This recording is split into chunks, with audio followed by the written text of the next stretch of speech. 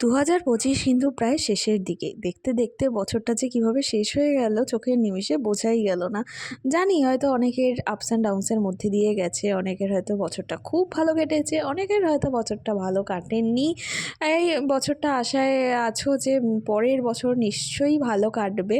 তো হ্যাঁ, নিশ্চয়ই ভালো কাটবে। ডিসেম্বর মাসটা হয়তো তোমাদের দেখায় সব কিছুর বাস্তবতা, আর জানুয়ারি মাসটা দেখায় হচ্ছে স্বপ্ন পূরণ। গত ডিসেম্বরেও যেই বন্ধুটা বা যেই মনের মানুষটা তোমাদের সাথে ছিল, হয়তো এই ডিসেম্বরে হয়তো তারা কেউই হয়তো তোমাদের সাথে নেই।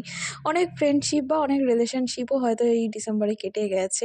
আসলে এই বছরের এই সময়গুলোই এরকম, হয়তো অনেক নতুনত্ব যে সম্পর্ক গড়ে ওঠে, আবার কিছু পুরনো সম্পর্কেরও ইতি টানে এই সময়টায়। হ্যাঁ, হয়তো তোমরা ইমোশনাল দিক থেকে বা মেন্টালি দিক থেকেও হয়তো অনেকটা ভেঙে পড়েছো, অনেকটা ভাবে নিজেকে বুঝিয়ে নিয়েছো যে না, এই বছর যা হয়েছে হয়েছে, পরের বছর আমরা নতুন করে সব কিছু শুরু করব। তো হ্যাঁ, নতুন বছরে তো অবভিয়াসলি কোনো না কোনো রেজলিউশন নিশ্চয়ই তোমরা নিচ্ছ, যে এই বছর থেকে যেই শিক্ষাটা নিয়েছো বা যেই ভুলগুলো করেছো, সেই ভুলগুলো পরের বছর মানে 2026-এ সেইগুলো আর রিপিট করব না, বা আর সেই পুরোনো ভুলগুলো কিন্তু আমরা আর করব না। মানুষের জীবনে হয়তো অনেকটা পাওয়া না পাওয়া সব কিছুর মধ্যে দিয়েই রয়েছে। হয়তো অনেক কিছু, অনেক স্বপ্ন পূরণ হয়তো তোমার এই বছরে পূরণ হয়নি, কিন্তু আসছে বছর তোমরা এই হোপ নিয়ে শুরু করো যে হ্যাঁ, ডেফিনেটলি তোমাদের ইচ্ছে পূরণ কিন্তু নিশ্চয়ই হবে। যেটা এই বছর তোমাদের আধুরা রয়ে গেল, সেটা কিন্তু পরের বছর তোমরা ঠিক পূরণ করতে পারবে। সেই আশা নিয়েই আবার হয়তো বছরটা পাওয়া না পাওয়ার মধ্যে দিয়ে আমাদের ডুবে যাচ্ছে এই বছরটাও। গত বছরও যেই মানুষটা বা যেই বন্ধুটা তোমার সাথে ছিল, আজ হয়তো তারা তোমার কেউই সাথে নেই বা তোমার পাশে নেই।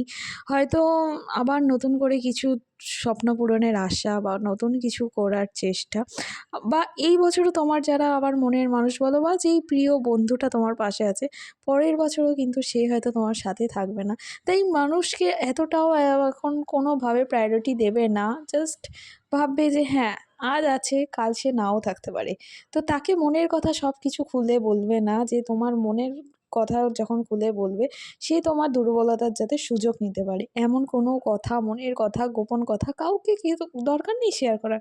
ডায়েরি আছে, ডায়েরিতে লিখে নাও মনের ইচ্ছাগুলো, যত দুঃখ, কষ্ট, ভালো লাগা, খারাপ লাগা যাই থেকে থাকুক, সবটা তোমার ডায়েরিকে জানিয়ে রাখো। কোনো মানুষকে কিন্তু জানিও না, কারণ মানুষই কিন্তু পরে তোমার দুর্বলতার সুযোগ নেবে। কিন্তু তুমি যদি নিজের খাতার পাতায় লিখে রাখো, সেটা কিন্তু কোনোদিনও তোমার দুর্বলতার সুযোগ নেবে না কিন্তু। নতুন দিনের অনুপ্রেরণা হয়ে বেঁচে থাকবে হারানো মানুষের অনুভূতিগুলো। তো ভিডিওটা এই অবধি, ভালো লাগলে প্লিজ সাবস্ক্রাইব করো।